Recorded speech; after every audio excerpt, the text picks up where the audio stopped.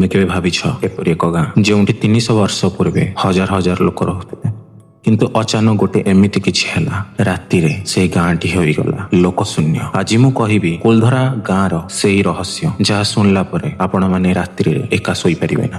ରାଜସ୍ଥାନରେ ଜୈସଲମେର ନାମକ ଗୋଟିଏ ଗାଁ ଅଛି। ସେଇ ଗାଁଟି ମରୁଭୂମି ମଧ୍ୟରେ ଏକ ଗାଁ ଶୂନ୍ୟ ଗାଁ, ଯାହାର ନାଁ କୁଲଧରା। 300 ବର୍ଷ ପୂର୍ବେ ଏଠାରେ ରହୁଥିଲେ ଅନେକ ବ୍ରାହ୍ମଣ ପରିବାର, ଯେଉଁମାନେ ଥିଲେ ଧନୀ, ଶିକ୍ଷିତ, ଶାନ୍ତ ସ୍ୱଭାବର।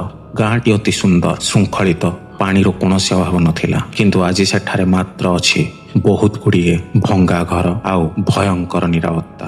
ସେ ସମୟରେ ଜୈସଲମେରର ଦିୱାନ ଥିଲେ ସଲିମ ସିଂ। କୁହାଯାଏ ଗାଁରେ ଗୋଟିଏ ସୁନ୍ଦରୀ ଝିଅ ଥିଲା, ଯାହାକୁ ଜବରଦସ୍ତ ସେ ବିବାହ କରିବାକୁ ଚାହୁଁଥିଲେ। ଗାଁ ଲୋକେ ବିରୋଧ କଲେ, ତାର ପରିଣାମ ଥିଲା ବହୁତ ଭୟଙ୍କର।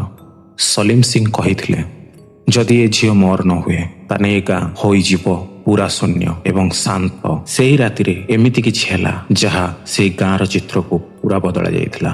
କୌଣସି ଚିତ୍କାର ନଥିଲା, କୌଣସି ଯୁଦ୍ଧ ନଥିଲା, କେବଳ ଚନ୍ଦ୍ରମା ଆଉ ମରୁଭୂମିର ଶୀତଳ ପବନ। ସକାଳେ ଲୋକ ଦେଖିଲେ ଗାଁଟି ସମ୍ପୂର୍ଣ୍ଣ ଖାଲି। ଖାଦ୍ୟ ପାତ୍ର ରହିଯାଇଛି, କପଡ଼ା ସେମିତି ପଡ଼ିଛି, ଘର ଖୋଲା ରହିଯାଇଛି, କିନ୍ତୁ ଲୋକମାନେ କେହି ନାହାନ୍ତି, ସବୁ ଗାୟବ। କୁହାଯାଏ ଗାଁ ଛାଡ଼ିବା ପୂର୍ବରୁ ସେଠାକାର ବ୍ରାହ୍ମଣମାନେ ଗାଁକୁ ଅଭିଶାପ ଦେଇଥିଲେ, ଯେ କେହି ଏଠାରେ ରହିବାକୁ ଚେଷ୍ଟା କରିବ ସେ କେବେ ବି ସୁଖୀ ରହିପାରିବନି।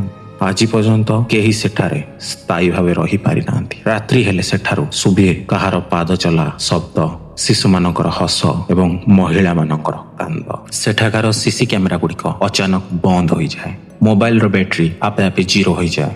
ଗାର୍ଡ ମାନେ କୁହନ୍ତି ରାତି ହେଲେ କେହି ସେମାନଙ୍କୁ ଡାକୁଥାଏ। ଆଉ ସବୁଠାରୁ ଭୟଙ୍କର କଥା ହେଲା, ଗାଁ ଛାଡ଼ିବା ପୂର୍ବରୁ ସେଠିକାର ବ୍ରାହ୍ମଣମାନେ କୁଆଡ଼େ ଗଲେ, କେଉଁଠାକୁ ଗଲେ ଏବଂ କାହିଁକି ଗଲେ ସେ ବିଷୟରେ ଆଜି ପର୍ଯ୍ୟନ୍ତ ବି କେହି କିଛି ଜାଣିନାହାନ୍ତି। କିନ୍ତୁ କିଛି ଲୋକ କୁହନ୍ତି ସେମାନେ ଯାଇନାହାନ୍ତି, ସେମାନେ ସେଇଠାରେ ଅଛନ୍ତି।